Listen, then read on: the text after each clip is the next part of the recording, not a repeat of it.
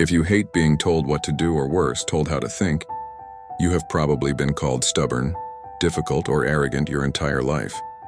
But psychology suggests that this intense rejection of control isn't a personality defect. It is a sign of a rare cognitive framework known as high need for autonomy. You don't hate guidance. You hate having your reality dictated to you. Before we talk about these 5 traits, I have got something for you. I created a community where I share deep, real psychology. You can actually learn from like this. So if you want, just check it out after watching, linked in the description.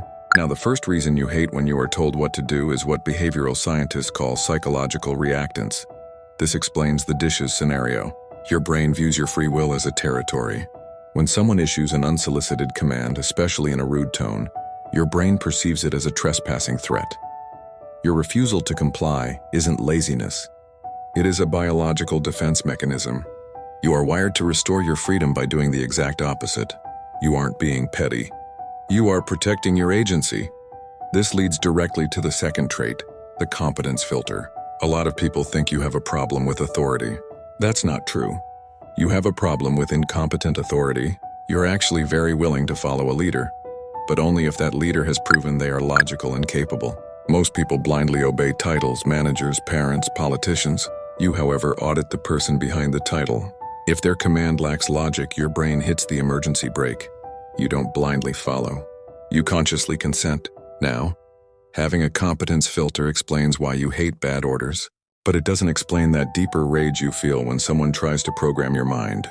This brings us to the third trait, cognitive sovereignty. This is where you hate being told how to think.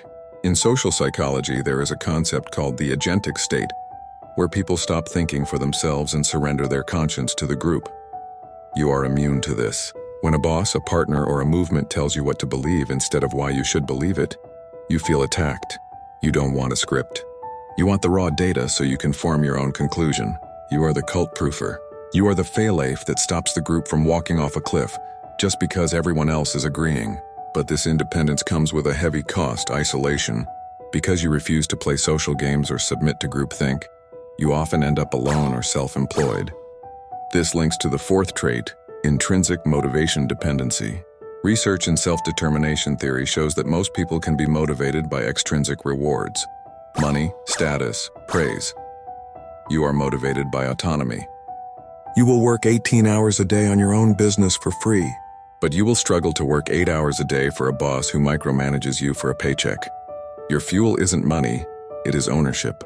Finally, you might wonder, if I'm just independent, why does it hurt when people call me arrogant? That brings us to the fifth and most misunderstood trait. You aren't arrogant. You are integrity dominant.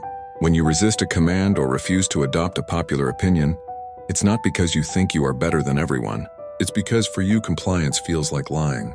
If you don't believe in the task or the idea, your nervous system rejects it. You physically cannot fake enthusiasm. The reframe here is vital. Society tries to shame this trait out of people. They want you to be a cog in the machine. But human history wasn't moved forward by people who did what they were told and thought what they were told to think. It was moved forward by people who asked why. Your resistance is not a character flaw. It is an evolutionary safeguard. You are the wild card that keeps society from stagnating. You are not broken because you can't be tamed. You were never meant to be tamed. You are meant to be self-governing. So the next time someone calls you difficult because you won't blindly follow an order, don't apologize. Just realize that their nervous system is built for safety while yours is built for truth. If you felt seen by this video, drop a brain emoji in the comments to show that you protect your autonomy. And if you want to read the deep dive research papers on psychological reactance that I use for this script, make sure you subscribe for